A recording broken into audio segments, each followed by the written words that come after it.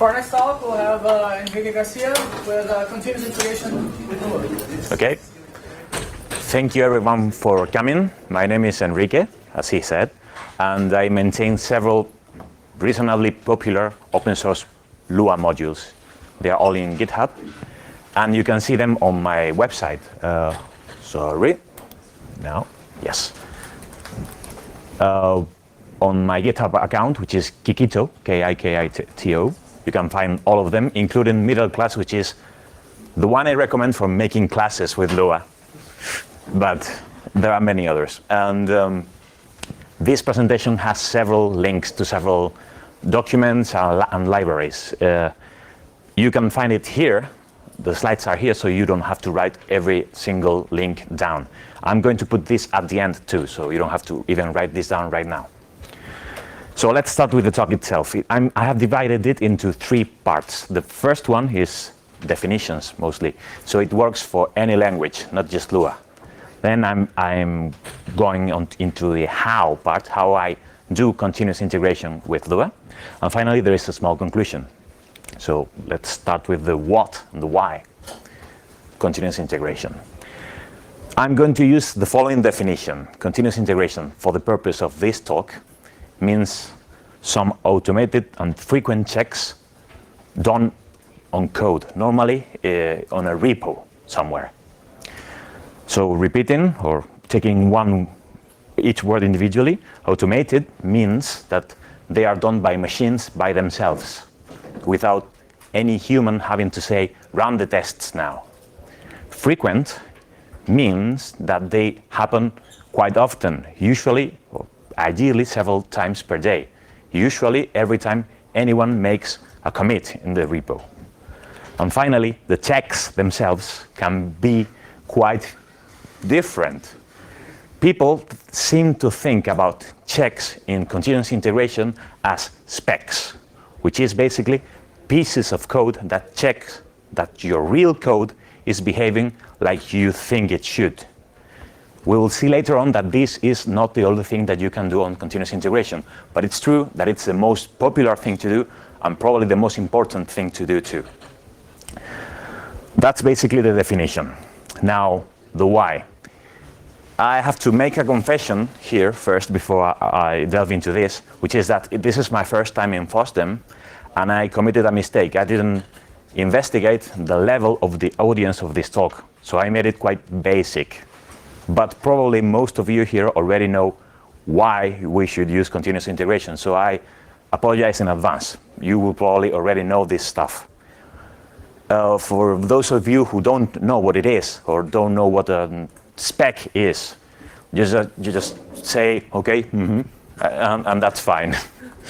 So when people are presented with this thing, like you have to do continuous integration and write tests and configure machines so they run those tests for you, they ask, but that takes a lot of time. That takes a lot of effort. I have to learn lots of new things to do this thing that you are telling me to do.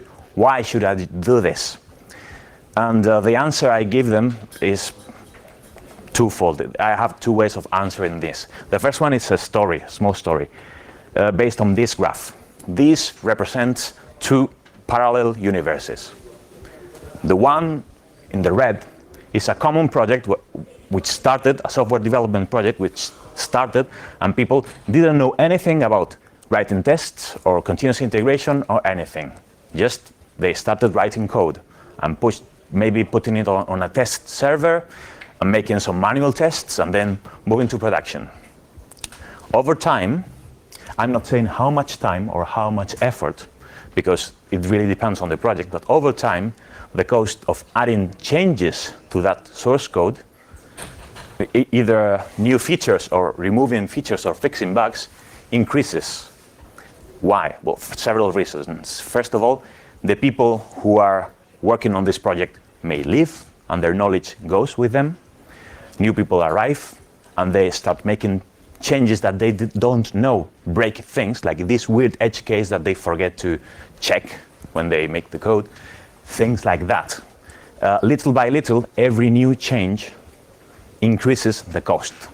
This happens on every project. This is not something I'm inventing here. Now, on the other universe, this same team of people start by investing some effort on putting up some continuous integration system. And at the beginning, it's true that it takes more time and it takes more effort because they have to configure these servers, they have to learn how to write these tests that they didn't know how to maybe before. But this cost of learning how to write tests usually can be spread amongst several projects, so it's not such a big deal. But it's true that at the beginning there is a bump in the effort. Then, however, as time goes on, the cost of making new changes in the code, which is like the silent killer of software in general, is lower. Why? Because if someone leaves, like I said before, their knowledge about this weird edge case that has to be tested is done by the machine automatically, even if that people is gone already. When a new person arrives, they commit some change and the machine tells them, hey, there is an error here, you have to check this down. So this basically gives you a foundation or a safety net against changes in time. All the projects I have seen are successful not because the initial months of the project, but because what has happened years after the initial commit or the initial effort. So if you have to spend 1 week or 2 weeks configuring and learning this stuff, I really recommend this. So as I said, the other way to look at this is like a safety structure. If your project is a mine, this is, for example, a photo of a salt mine in the United States. Continuous integration is these walled structures on the sides of the tunnels that make sure that your project doesn't crumble when there is a change, which is basically an earthquake of some sorts in your projects. So if you already knew this, I'm sorry, but it's also good to rehearse if you have to convince someone else about this. Now, I'm going to go into how I do tests and continuous integration with Lua. I don't have a lot of time, so I'm going to explain my particular implementation. So I'm using several tools. My projects are all hosted on GitHub, and the continuous integration main server is Travis, and I use several other tools. Not all of them have nice icons, so I'm only showing these 3. You can probably swap one or several of these by other tools. This is my solution, but yours will probably be a bit different. Okay, so you have to adapt it. But it's simple, you will see. The first thing you have to do is setting up what I call the environment. In my case, the environment means that I need some way to check things in several versions of Lua.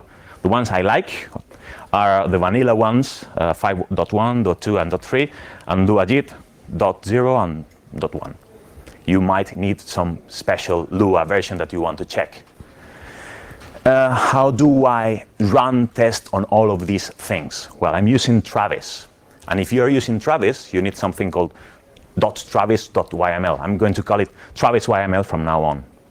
This is a file that you put on your repo. And it basically tells Travis how to do those checks I told you about at the beginning. Travis supports several languages from out of the box. You have to do very little to set up this environment for these languages. For example, in Ruby, you just have to say, hey, my language, this is the travis.yml. You say, my language is Ruby, and I want to have my test in all these versions of Ruby. And Travis takes care of everything else. It installs each version, and it passes all the tests, and it's a bit like magic, very easy to set up. Lua doesn't have this. It's not supported by Travis by default, so you have to work a bit more to make it work. So what most people end up doing is something like this. They use whatever language they want at the beginning. It doesn't really matter because you are going to install everything by hand.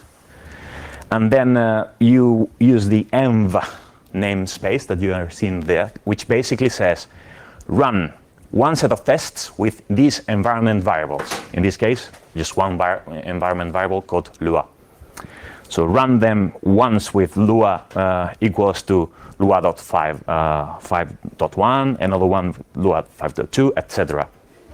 And then before, sometime later in the test, they do something like what you see at the bottom. Before install, run this shell file which installs the version of Lua I want and the version of Lua rocks that I want. And this, it's mostly fine. I only have a problem with the last line here. Why? Because that install lua.sh file looks something like this. It's a shell file which is usually like several hundred lines of code that you have to put in your repo. It's also shell script, which is one of my least favorite languages to work on. The only one I hate more is Vim script, probably. And I don't want to have to maintain this stuff only to install Lua and Lua rocks. So when I compare it to what I have to do to work with Ruby, I'm not happy. Fortunately, there is a solution, and that solution comes from a weird place. It comes from Python. There is this project called HereRocks, and again, all these links, you can find them on the presentations which are online, and you will find a link at the end. This project is done in Python, and it basically allows you to install Lua and Lua rocks with one single command in whatever folder you want, which is great. So all the rocks you install later on are inside a folder contained. So if you want to test locally in your computer several versions of Lua, you can use this thing too, and it's very easy. So how do you use HereRocks with Travis? Well, I'm not inventing anything here. You can see how to do it on the README of HereRocks, but basically you have to do this. You set up the env variables, just like before. But then, the install, it's only 3 lines. You also have to say that your language is Python only because you want to have pip, which is the one you use to install HereRocks, which is the real thing that you want. And then you install Lua with that. And that's all the code that you need. You don't need all those hundreds of lines of shell script anymore, which is great. That's what I wanted. So my environment is set up. The next thing is specs.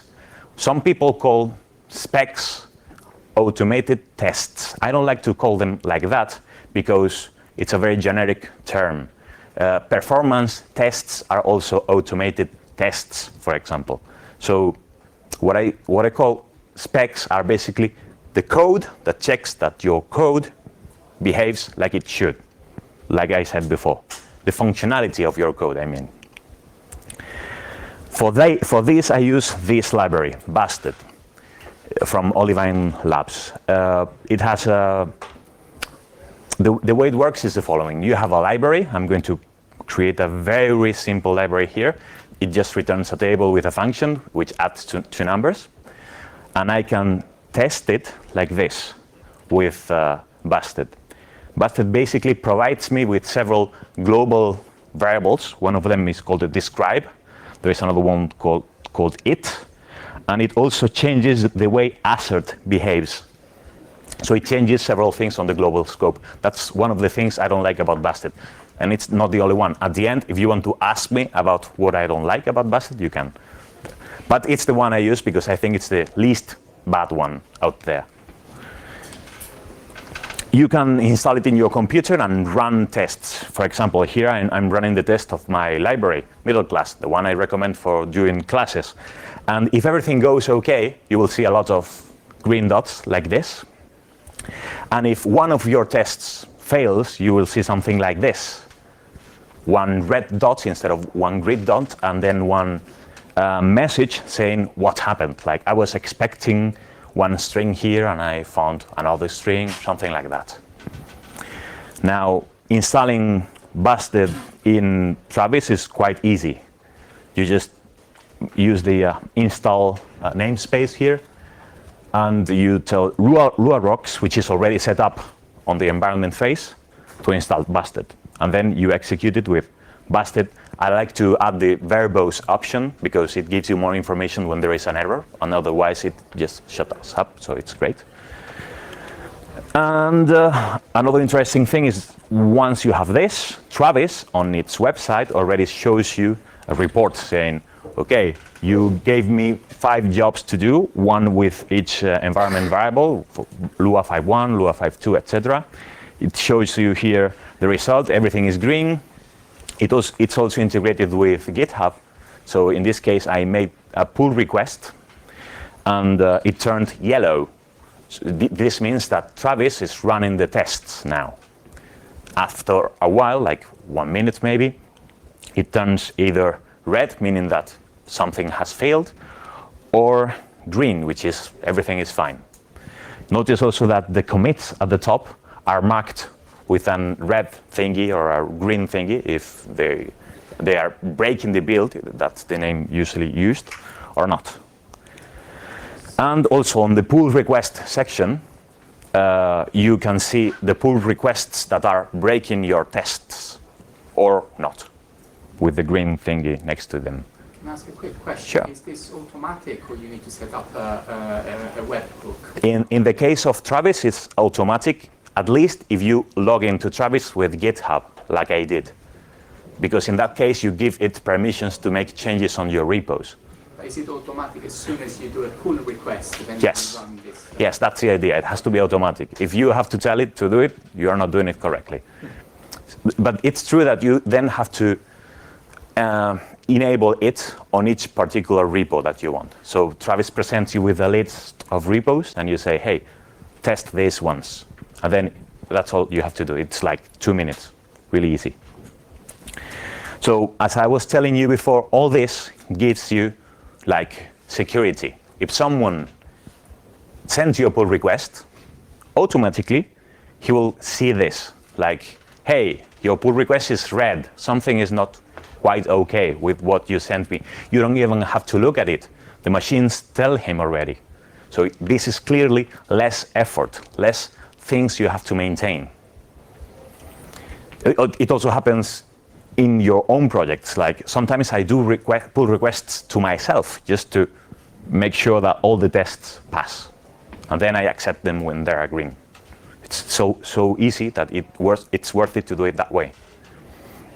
I'm going to talk about another kind of test that you can do now, coverage. Coverage is a number. It's not really a set of tests. When you run the specs on your code, coverage is the amount of lines of your library that have been run by those specs or those tests.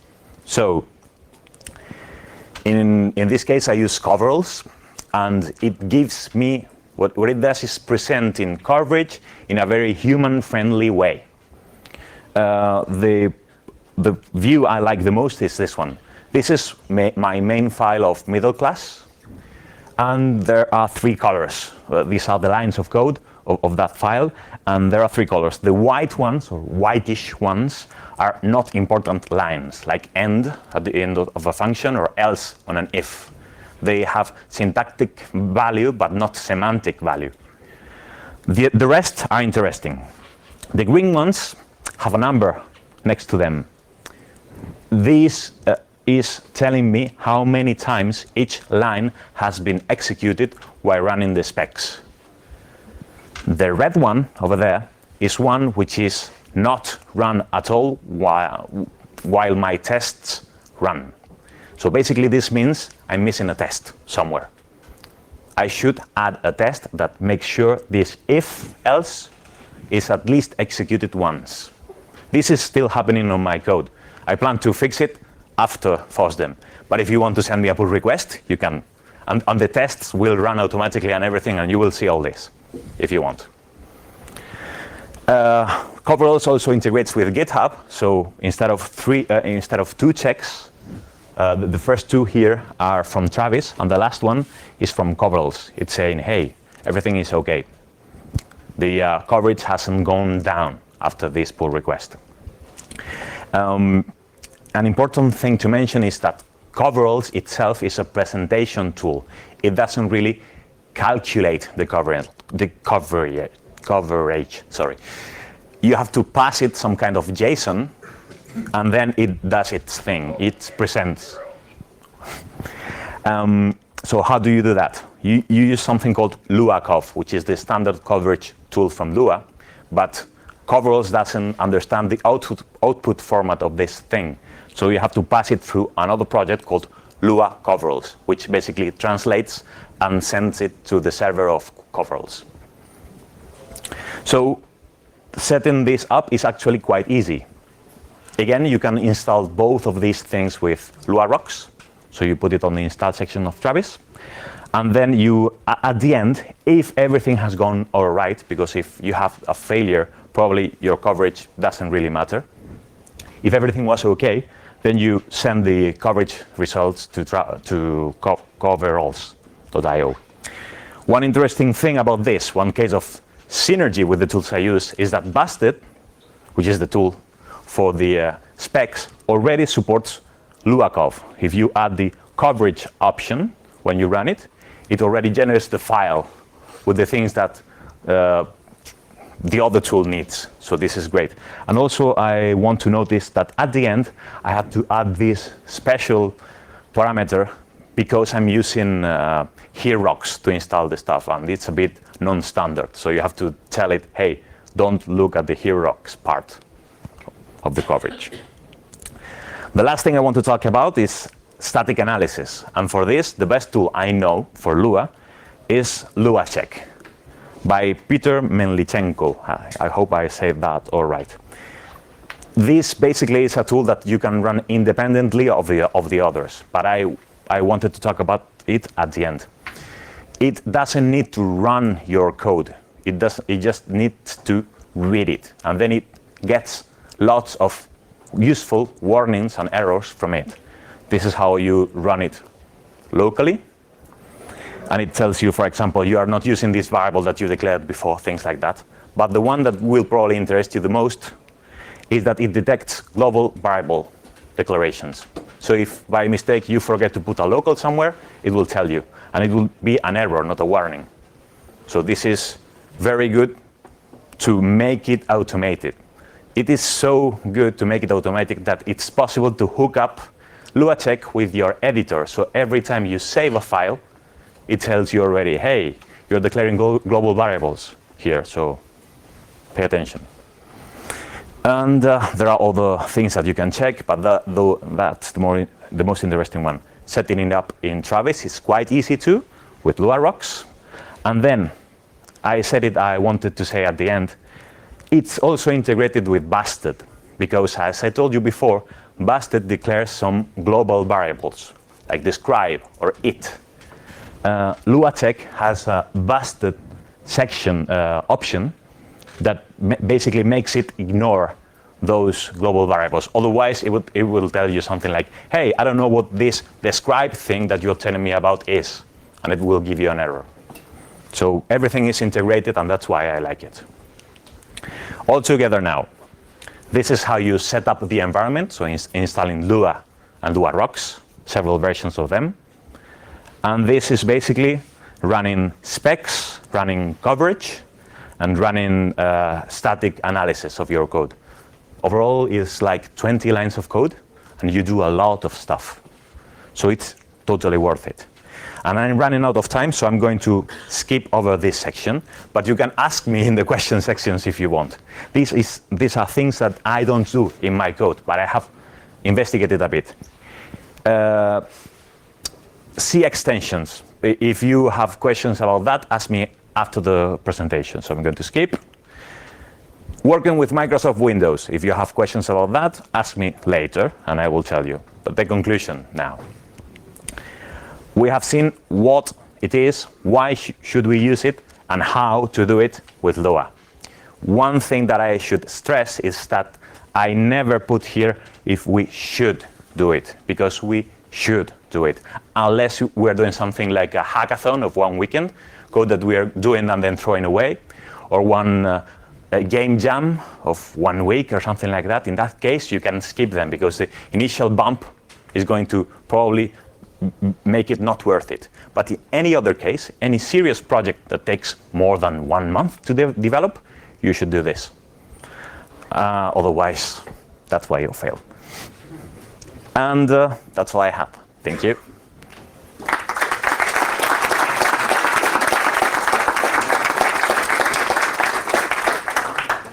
So if you have questions or if you want to copy the link here, do it now. Like anyone wants to ask about how to do it on Windows. I only use it for playing games, but some people use it for other stuff. I see that you don't use Windows. Yes, this is FOSDEM, of course. Just for play. Yeah. And let me go quickly through the C extensions part, because probably that will interest you anyway.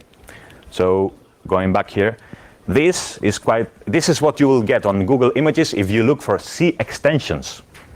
This is quite weird. It's a musical instrument called counterbass, I think, and it has several strings. One of them is called the C string because of the note that it plays. In some cases, they want to make it longer so it plays more notes. So they add a C extension to the instrument, which is quite nice.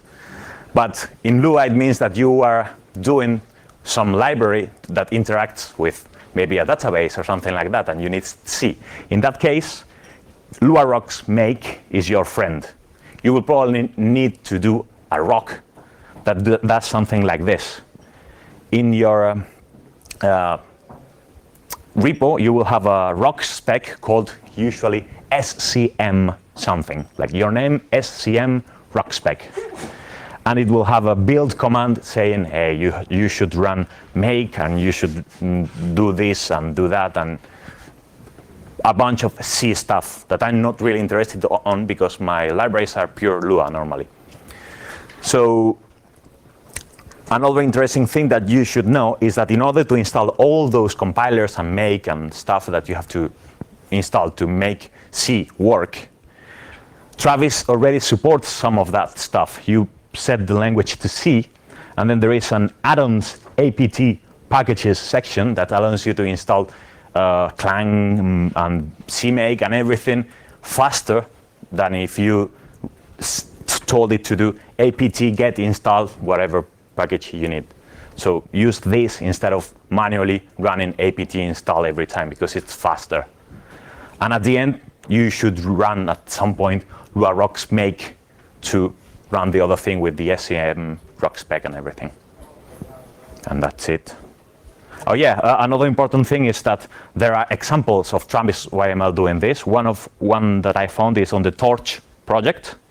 The Travis YML already does this stuff, like installing compilers and creating the C extension and everything, so you can look at it and see how they do it, because I didn't do it myself. That's it. This is Windows, no. Okay. Let's thank you once again. Thank you very much.